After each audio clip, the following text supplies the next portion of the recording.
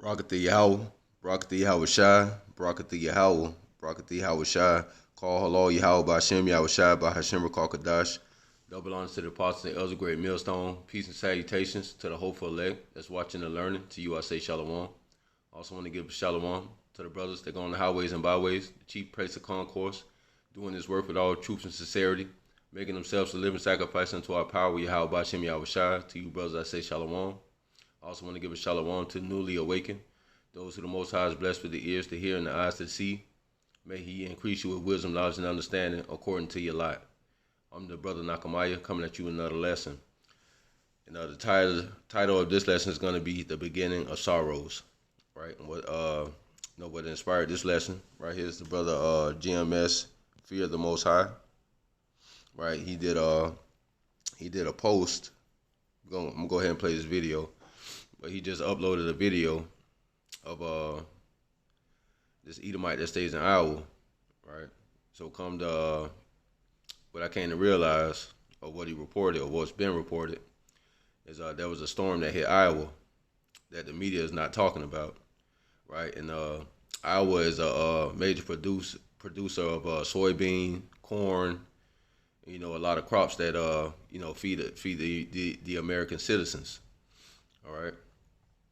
So, this is another example of Babylon the Great being finished, right? Or on its way out. The Most High is just continually, to plague this place, right? So I don't want to talk too much. I'm going to go ahead and play this video and go ahead and read the article and bring out a couple of precepts and hopefully be edifying in the power and spirit of Yahweh B'Shem Yahweh Shai. All right. Now, this was a re-upload from the brother GMS, Fear of the Most High, 7. All right, let's go ahead and get into this video. Hi, my name's Bailey. I'm getting ready to take a shower at noon on a Friday with a lantern in the dark because I don't have power, and neither does about 500,000 Iowans. We suffered a natural disaster on Monday that there is absolutely no national news coverage on, so I'm going to talk to you about why you should care what is happening in Iowa right now. Early Monday afternoon, Iowa was hit with a derecho, which is basically a land hurricane in Iowa. My house was one of the lucky ones. We just had a bunch of trees go down in our driveway, but there are so many Iowans that are struggling right now. To put Iowa into perspective, we're number 1 in corn production, number 1 in soybean production, number 1 in pig production, and number 1 in egg production. And so far, almost 50% of the state's crops were destroyed in the storm. This picture was taken a couple days ago from space. The light green shading you see there is flattened fields. You can see it from space, and there is still no national news coverage.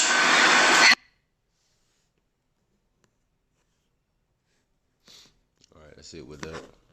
Go ahead and read the article pertaining to that storm. Now, what's intriguing about this is when you really consider where Iowa's where it's located on the map, they're not really going to see hurricanes, because by the time a hurricane will actually, or what's known as a hurricane, will actually reach Iowa, it will probably be reduced to just pretty much rain and some low winds, because all the lands that it will travel across to even get to Iowa, a hurricane is just going to be reduced to pretty much nothing by the time it actually reaches Iowa. But through the spirit and power of Yahweh, by Hashem Yahweh Shai, right, He can just produce a hurricane right in the middle of Iowa, right? It doesn't even have to take its typical path of crossing all this ocean to build up all this power, before it actually makes landfall. That He can just create whatever He wants, whenever He wants, right? And we're going to go ahead and get scriptures pertaining to that, because all these storms, these earthquakes and all these things are, pretty much created by the Most High. All right, but then I'm going to go ahead and get into this article, right, pertaining to that, that inland hurricane, if you will, right, that the news is not reporting on. What's going to make this a big story? As you heard that Edomite speaking, right? The number 1 producer in corn, eggs, pork, which is an abomination, right? But it's still a food supply that you Babylonians, depend upon, right? And during this COVID-19, epidemic, a lot of the food and crops have been destroyed already. And now once you factor in this, the state of Iowa that's producing half of, your eggs, corn, your pork, whatever else it produces, right? It's just speeding up this famine, man, right? So it's gonna add to your miseries, man, and it's gonna add to the uproars of the people, right? And it's just gonna make this place a little more chaotic. All right, so I'm gonna go ahead and get to this article, which was posted by the Washington Post. All right, it says an inland hurricane tore through Iowa. You probably didn't hear about it, right? Because the mainstream media is busy, trying to focus in on, all these other shenanigans to keep your mind away from, the downfall of this place, right? Too busy trying to, worry about whether or not we're gonna have an NFL season, right? Or who's gonna make the playoffs in the NBA. All the shenanigans that or your pleasures, right? Trying to keep you sidetracked from everything but, what's really happening, man, which is the downfall of America. All right. A drone image shows damaged grain bins at the Heartland Co-op grain elevator August 11th in Luther, Iowa. Iowa Governor Kim Reynolds said earlier estimates indicate that 10 million acres, nearly a third of the state's land used for crops, were damaged when a powerful storm battered the region a day earlier. Right? That's a lot of crops, man. Right? On Monday, Iowa was leveled by what amounted to a level 2 hurricane, right? See that? A level 2 hurricane, right? Didn't have to cross no water or nothing. Most High just manifested right there in the middle of Iowa, right? But you wouldn't know that from reading, listening, or to watching the news, right? Because they preoccupied in other folly, right? Got you worried about, who Joe Biden just recently picked as a running mate, right? Things that have no significance at all, right? Just to keep you people asleep while they get their New World agenda in order, right? While the storm did garner some coverage, mostly via wire stories, its impact remains underreported. Days later, the dispatch focused on crop damage and electrical outages have been shouted down by the coverage of the beep stakes and the fate of college football. See, folly, man. Right? Who the vice president, who Joe Biden picked as a running mate, college football, whether they should have it or not, right? How safe they're gonna make it, so you people can start rooting for these your favorite college football team, et cetera, right? Ignoring the fact that you people might not have anything to eat, right? Like that has no significance, right? How a quarter of a million people in Iowa, 250,000 people don't have power, right? Like none of that really matters, right? Just get ready to root for your favorite college team. Conservative consternation over the new Cardi B single has gotten more attention than the Iowans left without power or food for what may be weeks, right? Cardi B, right? They're ready to sit back and talk about a harlot, right? Someone that's promoting prostitution, right? Who they give all the airplay and all the shine, right? Which they, even with all this reporting, you giving credence to it, right? So you are actually promoting it as well. When you could be talking about something more important than these natural disasters that's taking place, right? These earthquakes that's shaking and rocking the earth, right? Destroying the foundations of this planet, right? All this as the pandemic continues to wreak havoc throughout the state. Our last disaster, breathlessly covered by the media, was the Caucasus. After that, everyone moved out. The dearth of coverage means we are struggling here and no one knows. Now, the good thing about Iowa is, y'all the first one to vote during these presidential elections. So sooner or later, attention will come back, right? But, as of right now, they can care less. But when they need your vote, right, The media, they'll shine a little more light in the state, but until then, they got you guys on the back burner right now, really showing you how much this country really cares about you, man. Right? They only need you when it's convenient for them or the powers that be. Iowa's last disaster breathlessly covered by the media was the Caucasus. After that, everyone moved out. The dearth of coverage means we are struggling here and no one knows. The storm was called a derecho, a term for sustained straight-line winds. As local TV news anchors Beth Maliki tweeted Tuesday, this isn't a few trees down and the inconvenience of power out. It's like a tornado hit the whole counties. Gusts of 112-mile-per-hour winds were recorded in Lynn County. As I drove through the town of Cedar Rapids on Monday, I saw billboards bent in half, whole buildings collapsed, trees smashed through roofs and windows. The scope and breadth of the disaster is still being calculated, but by some estimates, more than 10 million acres, or 43% of the state's soybean and crops have been damaged, right? 43%, right? Almost half, man. All right? More than half of these crops.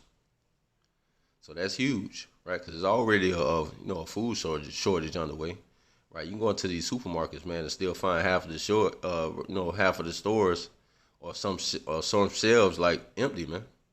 Right now, you factor in, 43% more of these food crops are destroyed, man. You can expect more and more of your local supermarkets, man, to be emptied out, man. So what's going to eventually happen is the same way they was rationing out the meat, saying you can only buy one package of meat or limited what you can buy. You can expect that limitations, man, to extend to more products. All right. 250,000 Iowans are still without power. In Lynn County, where I live, 79% of people are without power. 79%, man, with no power, right? And we all know how that, especially in Florida, right? We deal with hurricanes all the time, right? And depending on where you stay at in Florida, just regular rainstorms will knock your power out, right? So that's a miserable time, especially in summertime, man, right? Where it already gets hot. The humidity alone, is treacherous.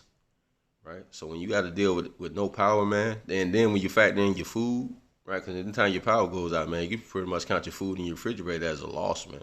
Right, you can't even cook it because there's no power on your stove unless you got your grill or something, man. But your food is just pretty much gone, man. All right, so this is a huge thing when the power goes out, and you talking about 80% of a county without it. That just increases the miseries. In Lynn County, where I live, 79% of people are without power. Still 3 days after the disaster. So this 3 days after the disaster, right? So that food's gone, man. Right? Even the food that's in the freezer, right? Cell service is spotty where it exists. The few gas stations and grocery stores with power only take cash, right? And a lot of people were pretty much doing away with their cash because during this COVID-19, right? And this so-called corn shortages, right? People were just pretty much, reverting to their, debit cards or credit cards, right? To avoid, to being able to pay with the correct change without having to worry about it. But now you get hit with something like this. Now all of a sudden, your grocery stores or your convenience stores are only taking cash now.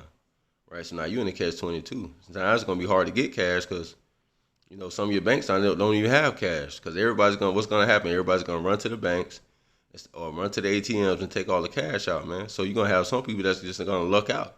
So what if you don't have that cash, to make these purchases at these gas stations or these grocery stores, right? Miseries are gonna increase. The beginning of sorrows, if you will. The few gas stations and grocery stores with power only take cash, and good luck getting cash from your bank, which is more likely closed. Even if you have the money, lines snake around the gas stations, 2 hours long or more, and the grocery stores are chaos. A citywide curfew exists. You can see the Milky Way from the darkened downtown. My friend Ben Kaplan, a local photographer and videographer, described the situation this way: there is no trash pickup. There are 100,000 fridges of rotting food. There are raccoons. There is no escape from the heat except to run out of town to look for basic supplies in an air-conditioned car. So you can imagine the smell of that place, man. Iowa don't smell too good right now, right?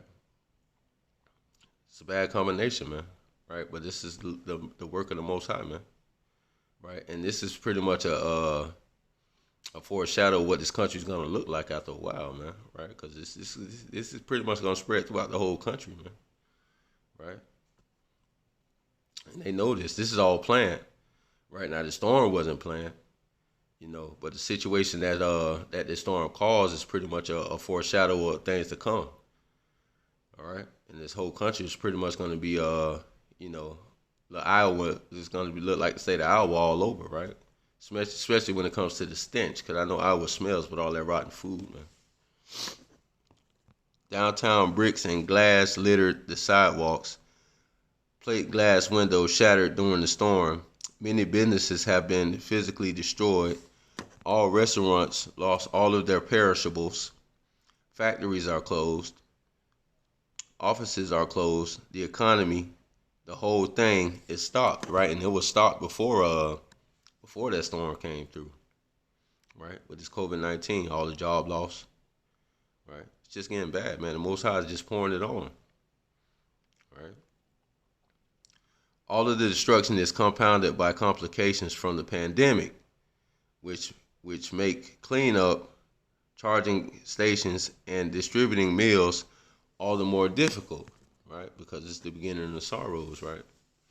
And sorrows don't mean a good time, right? It's only going to get worse and worse and worse to the point where they have to call in these martial law troops, right? Which is already on the way, right? They're getting the FEMA camps ready, right? This place is finished. And yet, unless you were living here, you wouldn't know it. Local newsrooms, already gutted by years of downsizing and cutbacks, stretched thin by pandemic coverage, are scrambling, barely able to get out updates. Nah, they're just getting out what they want to get out. That's all. Senior visual journalist Liz Martin's car was hit by debris, and she had to walk the streets after the storm taking pictures. She uploaded them at the printing warehouse as power and internet flickered on and off, and her phone battery died. Local TV stations, KCRG, had journalists riding out the storm in their cars, unable to use their phones to call in updates. At my own newspaper, the Cedar Rapids Gazette, we struggled without internet and ran our printing warehouses on a generator. The business editor told me he was driving over with flash drives with stories on them from a nearby town, Iowa City, to plug them directly into the printer service.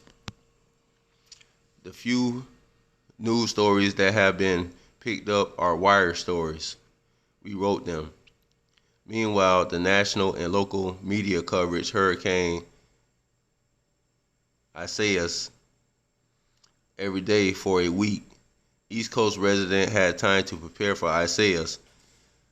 Iowa had little warning, right? Because the Most High didn't want you to prepare for it. It's bad here, very bad. Bags of rotten food line the streets. And remember, there's nobody come picking that trash up, so that food's just sitting there, man, just stinking, drawing in wild animals like the raccoons, right? Possums or whatever, scavengers come that's attracted to that smell, right? Which is also causing a lot of animals to, interact with people more. Who knows? Maybe the raccoons are biting people, right? Because teeth of beast also plagues sent, from the Lord, right? So ain't no telling what's all going to come out of this. City trucks can't get through on roads blocked by debris and down wires. Still, we did everything we could to put out a paper, even though many of us had holes in our roofs and power lines dangling our backyards, and we were sitting in the dark. It's no bungle, it's no bungled caucus app, but the stakes are arguably much higher. The executive editor of my newspaper, Zach Kursarski, said he normally likes it when the national media ignores Iowa, but this situation frustrates him. The lack of national attention is concerning, especially because there seems to be a correlation between attention and recovery dollars, he said. And yet our ability to advocate for ourselves was limited, he said, because we're still focused on being able to get out of our homes. So far, the only elected leader calling for a presidential disaster declaration is Republican Abby Finkenauer, can't pronounce that, who tweeted, "We need more resources and we need them now. The governor needs to call for a presidential disaster declaration and the president needs to grant it," right? But, President Trump said you might not see him for a few days, so good luck getting in contact with him. Plus, his attention is diverted elsewhere, right? He got other crises he need to worry about, like trying to straighten out the post office, right? So as you can see, your dear leaders, right, your elected officials, those who you put all your trust in to run this this corroded country, right? Their attentions are diverted in more important matters, right? So good luck, right? And ain't no telling how long you're gonna be waiting, right? But the same way when Puerto Rico was hit with their hurricane, right? And your government response was lackluster at best, right? And you people didn't seem to care much about that. Well, what is done to others is gonna be done to you eventually, right? And you Iowans are pretty proud over there, man, right? The first state to vote, right? They had you people feeling like you were really somebody, right? How's that working out for you right now? Not too good, right?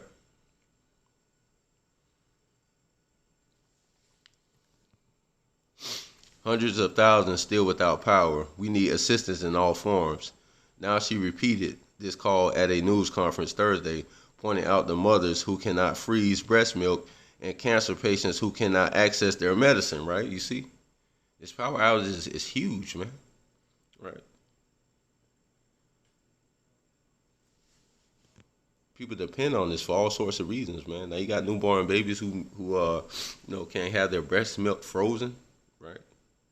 Which they really should just be taking it straight out the nipple, but it's double, man. Got you dependent in so many ways, right? But this is what happens when you don't trust in the Lord and you put your trust in man, right?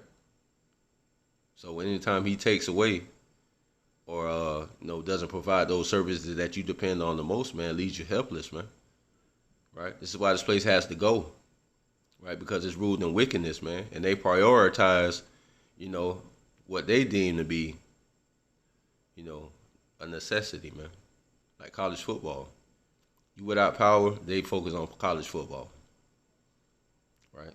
Presidential election, who's running for the vice, who Joe Biden just picked for the vice president. Right? When there's no food, man. When 43% of your crops just got destroyed, man. Right? But you people put so much stock in America, man. Right? And this is what it's giving you. This is what it's showing. This is what it's giving you back, man. Right? Which is a righteous thing. Because this place got a lot to play for, man. And you people that support it as well. Governor Kim Reynolds and Republican Senator Charles E. Grassley and Jody Ernst have toured some disaster sites, focused on crops damage, but have remained silent when it comes to demanding national help. Why? And these are your senators, man. Right? Now you can go back and see what they really focus on, because a lot of these senators they just named out, especially Jody Ernst, man, their attention elsewhere, man. These are extreme. These people are on the fringe, man. right? So when it comes to like things that really matter, man, these people don't know how to do that. But talk about something real extreme, man. They have all kind of comments and suggestions, man. Just Google some of these people. Both have plans to come to Cedar Rapids and Lynn County 4 full days after the devastating storms. Even if they eventually take up calls for help, it will have come belatedly, leaving hundreds of thousands to sit in their homes without power, without food, struggling to access and coordinate help. As I wrote this, sitting around a table in a warehouse, the only place in town where I can work with power and electricity, my co-workers and I heard a loud squeaking rattle. "What's that?" asked featured editor Diana Nolan. "It's the zombie apocalypse," replied Todd Dorman, our Insight editor. "Tell them to start moving trees," I said. We laughed and did all we could do to try to survive. We got back to work. Right? So they trying to make light of the situation, man, but this thing's getting serious. All right, but this is all works to the Most High. Let's go to the book of Ecclesiasticus. Sirach, chapter 39, verse 28.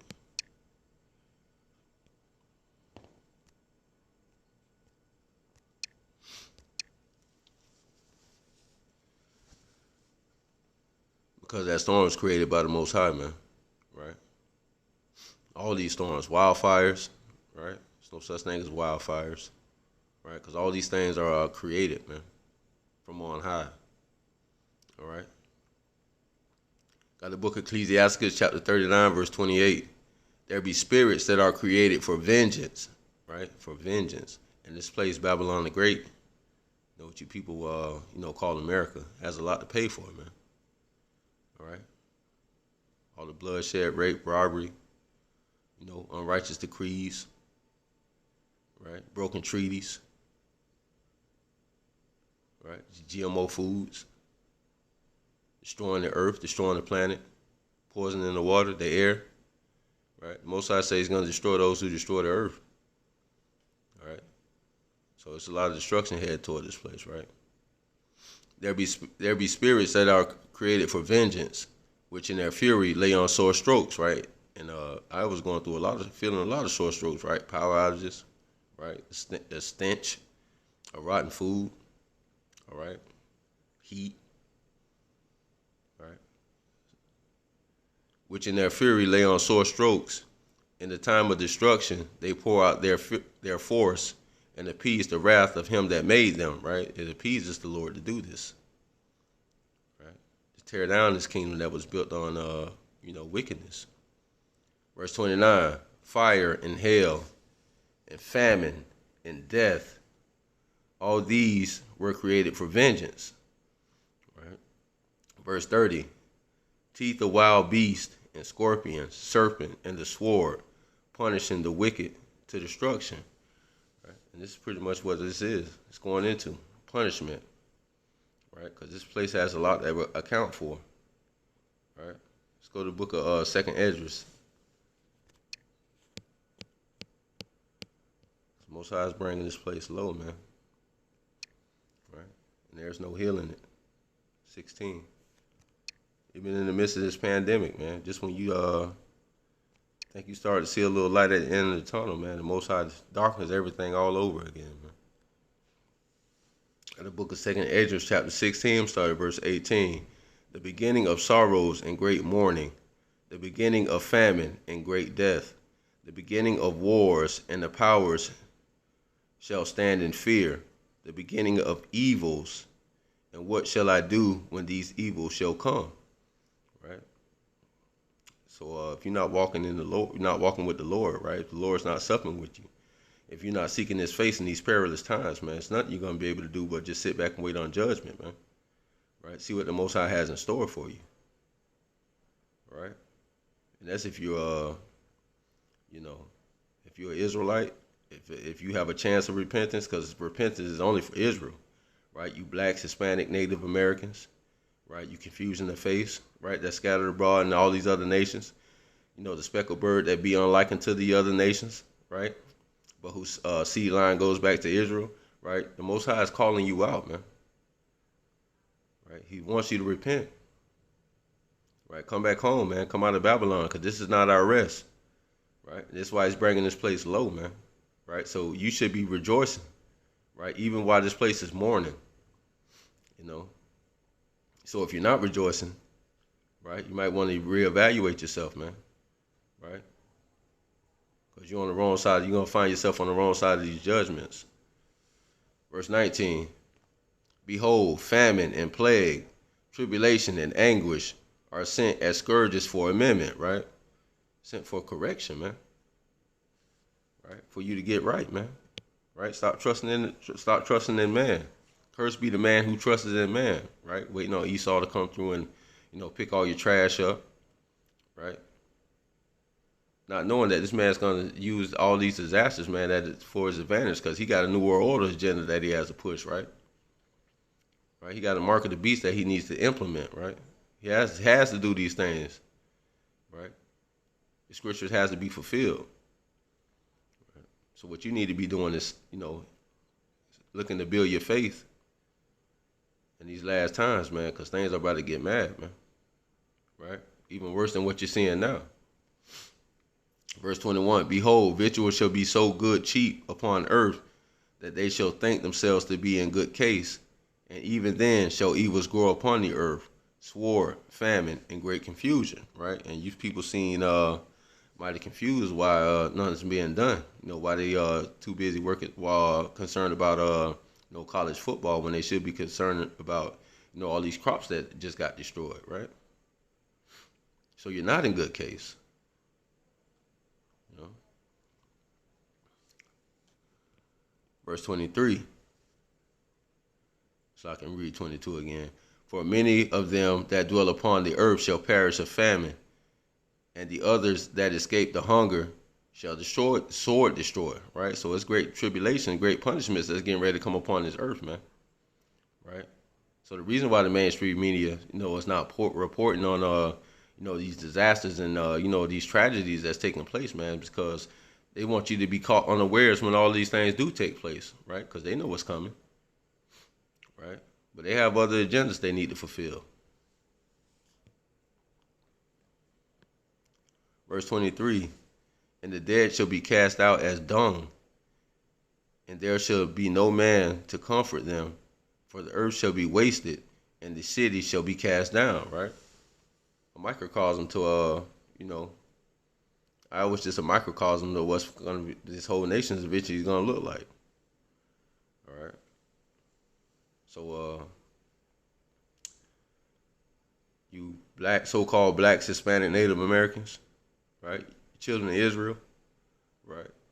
You have, you know, you have hope, right? You got a hedge of protection that you can actually grasp hold to. You know, if Lord willing, you be a part of that number, the Most High gives you the ears to hear. You know, you can actually avoid this. Not saying that you're not going to have to deal with some of this stuff that's coming upon the earth, right? Because we're going to have to go through the fire, you know. But you can go through it, you know, with a sense of, you know, with a sense of peace and understanding, right? Knowing that these things must take place, right? But if you don't come back to your power, then there's no hope for you, right? You're going to be like everybody else, right? But those who call on the name of the Lord, right, you're going to have you know, you're going to have that strong tower to run into. Let's go to the book of Proverbs, chapter 18, verse 10. No, not verse 10. It's lucky. I got that. 18:10. Oh, that song, Slakia. Proverbs.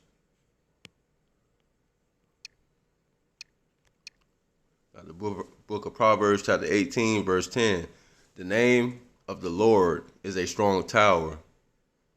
The righteous runneth into it and is safe, right? So even in the midst of all this, man, right, we have a place of safety. But if you don't know the name of the Lord, then you're just going to get caught out there like everybody else, right? And the name of the Lord is Yahweh, which means I am, or He is. Right? He exists. Right? In the name of His Son, who they ignorantly call Jesus Christ. Right?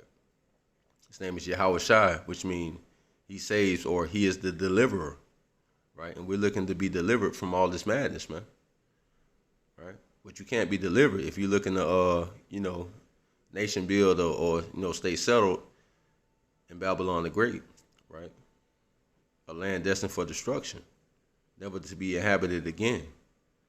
All right. So we need this. We need this strong tower. Proverbs chapter 18, verse 10. The name of the Lord Yahweh, Ba'ashem Yahushua, is a strong tower. The righteous runneth into it and is safe. Right. So we're gonna need this strong tower, man. Right. Come back to your power. Come back to the Lord. Right. This is our only way out of this. Let's go to the book of Psalms. This last precept, I'm going to close out. Chapter 61, start at verse 1. Hear my cry, O power, and attend unto my prayers. Verse 2. For the end of the earth will I cry unto thee, when my heart is overwhelmed. Lead me to the rock that is higher than I, right? And we know that rock, man. It's the Son, the chief cornerstone, Yahweh Shai, right? The deliverer, the redeemer. Right? Who's coming to save his elect, man, his chosen people. Right? Verse 3. For thou hast been a shelter for me and a strong tower from the enemy. Right? That strong shelter, that strong tower, right? The name of the Lord. Yahweh Ba'ashem Yahushua, right? This is our safety. Right? This is going to be our comfort in these end times. Right, so when all these plagues and sorrows begin to take hold of the earth, man, right, this is the only solution. Verse 4, I will abide in thy tabernacle forever.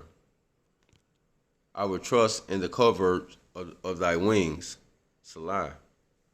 Right, so the Most High is our only hope, man. Right, not the news media reporting on it and hoping that Babylon, that these leaders of this world, right, will come with some aid, right? Because all of their remedies have been exhausted already, right? We've seen what their aid look like, right? Still got Puerto Ricans so-called Puerto Ricans still suffering from a hurricane that hit them a couple years ago, man. Right? This place is finished, all right? And if you're not calling on the name of the Lord, Yahweh Ba'ashem Yahushua, you're going to suffer with it. So I hope this lesson was edifying. I want to say, call halal Yahweh Ba'ashem Yahushua Ba'ashem Rakakadash.